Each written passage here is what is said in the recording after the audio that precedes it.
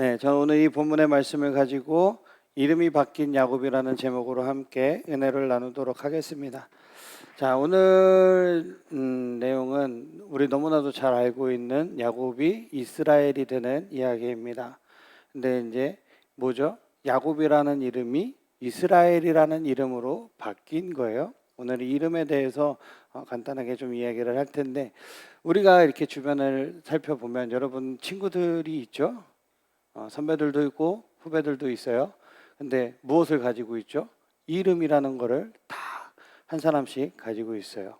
근데 간혹 가다가 참 재미있는 이름을 가진 사람을 만날 때가 있습니다. 이 한 사람의 이름이라 이게 재밌다라는 표현을 쓰는 게 맞나 싶기도 하기는 하지만, 아무튼 평범하지 않은 이름들이 많이 있어요.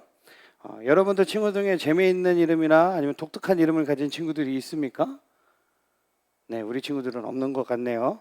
네, 재미있는 이름이나 독특한 이름들은 우리의 기억 속에서 쉽게 잊혀지지 않아서 좋은 이름일 수도 있겠지만, 이름 때문에 놀림을 받거나 곤란한 상황에 처하게 될 때가 더러 있습니다. 전도사님이 특별한 이름을 가진 사람을 몇 명 준비해 봤어요. 우리 함께 볼까요? 자, 이분의 이름이 뭐예요 지금? 시인입니다. 네, 이름이 시인이 아니라 성이 시고 이름이 인이에요. 네, 시인 외자입니다. 네, 저는 시라는 성씨가 있는지 처음 알았어요. 네, 그런데 시시 중에, 발음도 좀 그러네요. 시시 중에 또 더 특별한 사람이 있다고 해요. 이름이 냇물이라고 합니다. 네, 그럼 합치면 뭐예요? 시냇물이에요. 이 진짜 있는 이름이에요. 여러분, 거짓말 아닙니다. 자, 다음은 나시예요. 나시인데 전도사님 초등학교 친구도 나시가 있었어요. 근데 보이죠? 이분은 플레온이에요. 이름이 나플레온이에요. 아주 재밌는 이름을 가진 친구입니다. 네. 아무튼 그래요. 자, 그 다음은 전도사님과 같은 성씨인 전씨인데 이름이 부다예요. 전부다. 네. 왠지 일상생활에서 많은 곤란함을 겪을 것 같은 이름입니다. 자, 다음은 이름이에요. 저게 이름이 해용. 뭔가 해야 될 것 같아서 너무나도 좋은. 제가 항상 그러죠. 우리는 아니요는 없고 얘만 있어야 된다. 해야 된다. 근데 앞에 성씨가 안씨라 조금 이렇게 아쉽기는 한데, 아무튼 그렇습니다. 네. 자, 마지막으로 한 사람 더 제가 이름을 보여주도록 하겠습니다. 네, 누구죠? 그렇죠. 여러분들이 너무나도 잘 알고 있는 접니다. 네, 저 이름을 보니까 딱 제가 떠오르던가요? 아니요? 대중 아니에요? 야, 너무 크게 여기까지 들렸는데. 네, 아무튼 네. 이처럼 이름이라는 거는 그 사람이 누구인지를 나타내면서 한번 우리 기억 속에 각인된 이름은 쉽게 지어지지 않습니다. 저것도 지워줬으면 좋겠어요. 난줄 모르는 이름은 빨리빨리 내려주세요. 네, 그래서 이름을 지을 때 우리는 잘 지어야 되는 거예요. 뭐 여러분들이 자녀를 나중에 낳으면 이름을 짓게 되겠지만, 이름을 지을 때 아주 신중하게 지어야 됩니다. 여러분들은 여러분들의 이름이 마음에 듭니까? 네, 드는 친구들도 있고 안 드는 친구들도 있을 거예요. 자신의 이름이 마음에 들던 들지 않던 여러분들의 그 이름은, 예쁜 이름은 모두 다 부모님의 관심과 정성을 다해서 지어진 이름이라는 것을 여러분들 꼭 기억해 줬으면 좋겠습니다. 만약에 여러분들이 나중에 커서 자식이 생긴다면 어떤 이름을 지어주고 싶으십니까? 역시 아니면 여러분들이 집에 동물을 키우는 친구들, 반려동물을 키우는 친구들이 있으면 그 동물에게 이름을 뭐라고 지어주고 싶은가요? 뽀삐요. 오늘따라 이렇게 돼지고기 소리가 이렇게 크게 들리. 마이크 찾니 너?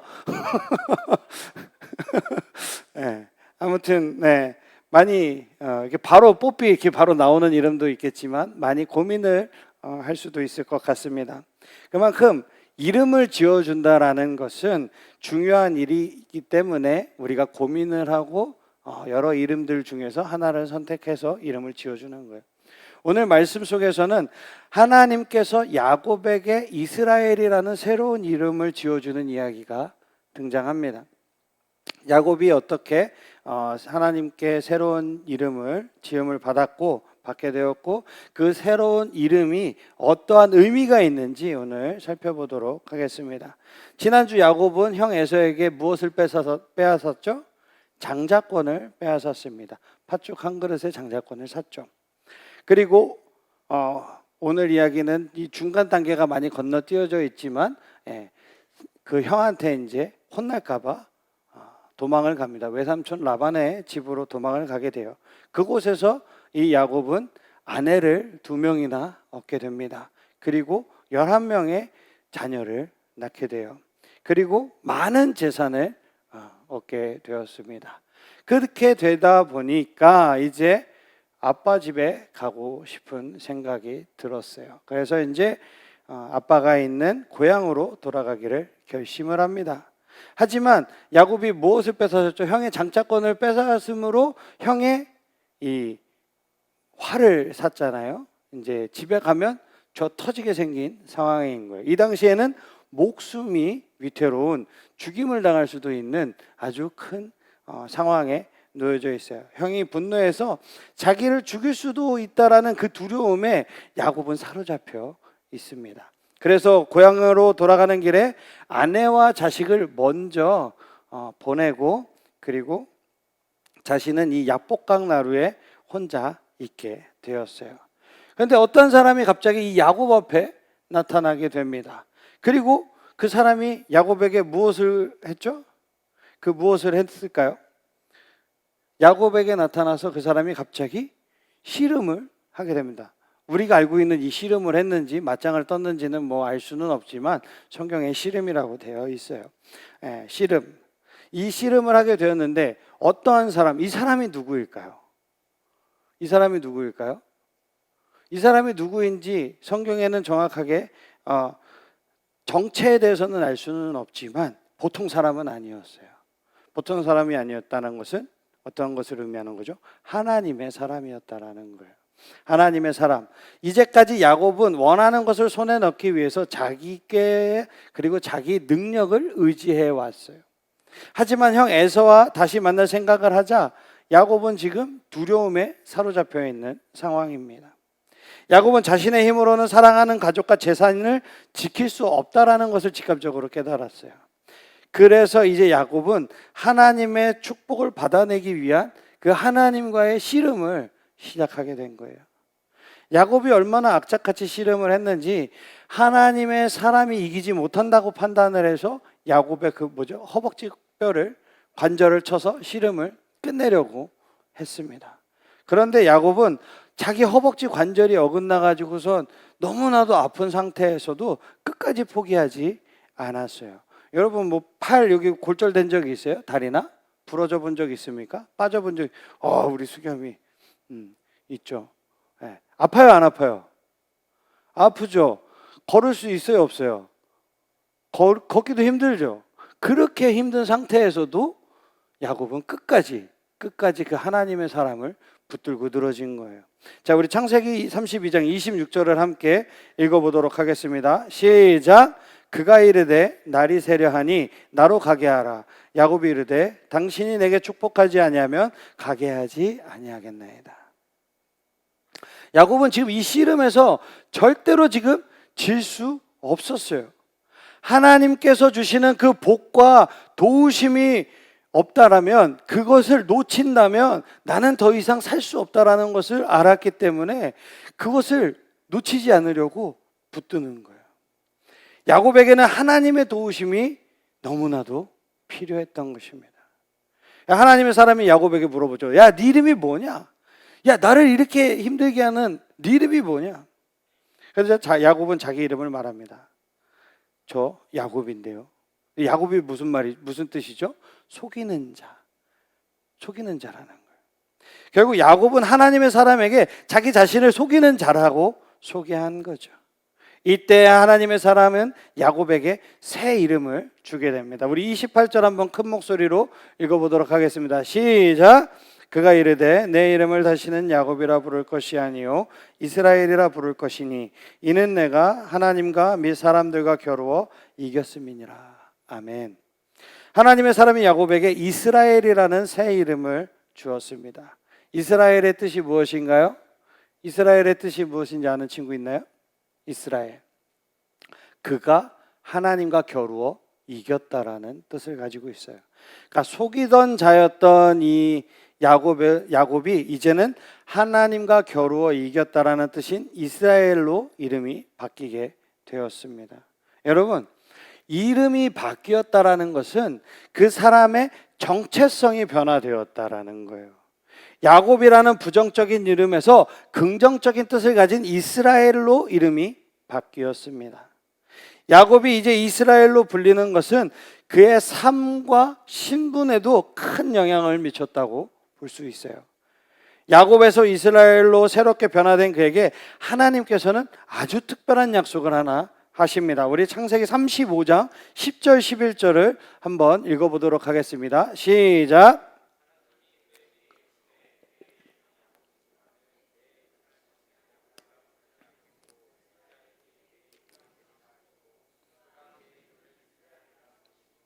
하나님이 그에게 이르시되 나는 전능한 하나님이라 생육하며 번성하라 한 백성과 백성들의 총회가 내게서 나오겠고 왕들이 내 허리에서 나오리라. 아멘. 이것은 야곱이라는 한 사람에 대한 말씀이 아니에요. 야곱의 후손들을 통해서 이루어질 하나님의 백성에 대한 말씀이었습니다. 하나님께서는 이스라엘을 통해서 아브라함, 자기 할아버지로부터 시작된 약속을 이어가게 하신 거예요. 그 약속의 핵심은 왕이 이스라엘에게서, 너에게서 나온다라는 거죠. 그 왕이 누구십니까? 바로 예수 그리스도입니다. 하나님께서는 이스라엘 자손들을 통해서 왕이신 예수님을 이 땅에 보내주셨고 그 약속을 성취하셨어요. 하나님만을 의지했던 야곱, 이스라엘은 예수 그리스도의 조상이 되는 아주 귀한 복을 받아 누린 것입니다. 사랑하는 청소년부 친구들, 야곱은 인간적으로 볼 때는 너무나도 흠이 많고 연약한 사람입니다. 하지만 하나님께서는 처음 야곱을 향해 가지셨던 그 계획을 바꾸시지 않았어요. 아무리 흠이 많고 연약함이 많은 사람이었더라도 내가 너를 지명하여 불렀나니 너는 내 것이라 라고 말씀하셨던 그 약속을 하나님은 변치 않으신 거예요. 야곱에게 주신 하나님의 말씀을 하나하나씩 지켜가시면서 조금씩 야곱을 하나님의 사람으로 바꾸어 주셨습니다. 하나님께서는 야곱의 이름을 이스라엘로 바꾸시면서 복을 주신 거예요. 결국 야곱은 예수 그리스도의 조상이 되는 어마어마한 축복을 받아 누리게 되었습니다. 우리는 야곱과 같이 우리 자신의 능력과 힘을 믿을 때가 너무나도 많이 있어요. 하지만 하나님께서는 우리를 다양한 삶과 상황 가운데서 씨름하게 하시고 그 안에서 하나님을 의지하게 합니다. 이제 여러분들 지금은 그래도 이만큼 나와 있지만 이제 한 주 한 주 지날수록 출석률이 떨어질 수 있어요. 왜요? 이제 시험이 코앞으로 다가왔기 때문이에요. 1학년들은 아직 시험을 안 보기 때문에 아무 상관이 없을 거예요. 근데 중학교 2학년부터 시험을 보게 되죠. 시험을 보게 되면 한 명 한 명씩 교회 대신 어디가 있죠? 학원에 가 있고 도서관에, 여러분들은 도서관 안 가나요? 네, 학원에 가 있고 어디 공부하러 과외 받으러 가게 됩니다. 여러분들은 여러분들의 생각과 여러분들의 힘과 능력을 의지하게 될 거예요. 그리고선 이제 고3 때 돼서 이제 안 되겠다 싶으면 이제 이 자리에 다시 복귀할 겁니다. 여러분들의 힘과 능력을 아무리 노력해봐야 안 돼요. 저는 우리 주원이한테 많은 감동을 받았어요. 목사님하고 이제 얘기를 한 이야기 중에 하나지만 주원이는 입시를 준비하고 있는 선배입니다. 근데 입시가 1분 안에 결정이 난다라고 해요. 내가 아무리 드럼을 잘 치고 뭘 잘한다 그래도 1분 안에 심사위원들한테 그거를 잘 보여야 되는데 그게 우리의 실력으로 될까요? 하나님이 함께 하셔야 된다라는 거예요. 그래서 주원이 형은 요새 내가 지금 선생님 방에 안 올려드리고 있는데 매일 새벽 예배를 나옵니다. 지금 매일 새벽 예배 나오고 학교 갔다 좋다고 바로 오자마자 여기 앉아갖고 여러분들이 공부하는 시간만큼 나와서 드럼을 치고 있어요. 그만큼 열정으로 하는 겁니다. 주원이 형은 이미 하나님이 함께 하셔야 그 모든 것이 이루어진다는 것을 이미 깨닫고 실천하고 있어요. 여러분들의 삶도 마찬가지입니다. 여러분들의 삶을 주관하시는 분은 하나님이십니다. 여러분들의 삶을 이끄시는 분은 하나님이십니다. 하나님이 함께하지 아니하시면, 여러분들이 하나님을 믿고 의지하지 않으면 여러분들의 힘과 능력으로 아무리 하려고 해봐야 할 수 없다라는 거예요. 우리 찬이도 축구하니까 잘 알 거예요. 실력은 한 끗 차이잖아요. 하지만 선발로 발탁되냐 안 되냐, 프로를 가냐 못 가냐는 그 프로에 있는 구단의 그 스카우터들한테 잘 눈에 딱 띄어야 되는 거잖아요. 그 눈에 띄는 것은 어떻게 해야 될까요? 하나님이 함께 해야 된다는 거예요. 그만큼 내가 하나님 앞에 얼마만큼 바로 서 있느냐를 내가 인정하고 내가 그것을 따라갈 때, 그때 하나님께서 역사하실 줄 믿습니다. 이렇게 야곱에게 역사하신 하나님께서 여러분에게도 지금 동일하게 역사하신다라는 거예요. 지금 여러분들이 씨름해야 하는 상황들이 무엇이 있습니까? 학업, 친구와의 관계, 부모님과의 관계 같은 상황 속에서 여러분들은 많은 씨름을 하고 있을 것입니다. 그 상황 속에서 허벅지 뼈가 어긋나는 고통을 겪을 수도 있어요. 그럴 때일수록 여러분들 하나님만을 의지하시기를 주님의 이름으로 축복합니다. 여러분들이 하나님만을 의지할 때 하나님께서는 분명히 변화시켜 주실 것입니다. 여러분들의 환경을 변화시켜 주시든지 아니면 그 환경을 바라보는 내 눈을 변화시켜 주시든지 하나님께서는 변화시켜 주실 거예요. 변화시키는 하나님을 경험하는 저와 여러분들이 되시기를 주님의 이름으로 축복합니다. 아멘. 다 일어나시겠습니다.